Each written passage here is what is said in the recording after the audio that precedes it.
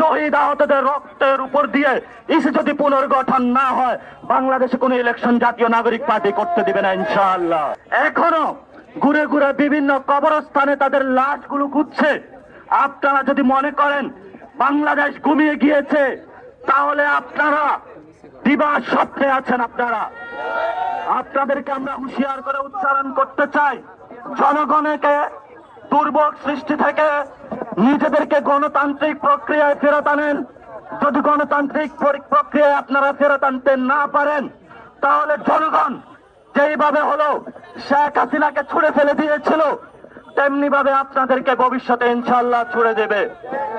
আর্টিকেলের 118 এর যে আর্টিকেলের অধীনে এই নির্বাচন কমিশনে সার্চ কমিটি গঠন করা হয়েছিল।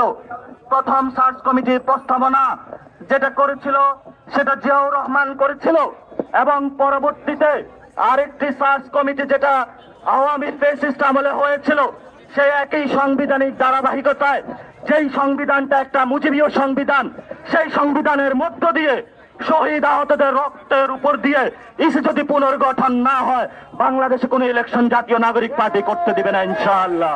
আমরা সেখানে বলছি, আপনারা 31 দফা দিয়েছেন জনগণের সামনে, সেখানে আপনারা বলেছেন যে ইসি পুনর্গঠন করতে হবে, সাংবিধানিক প্রতিষ্ঠানগুলো গঠন করতে হবে।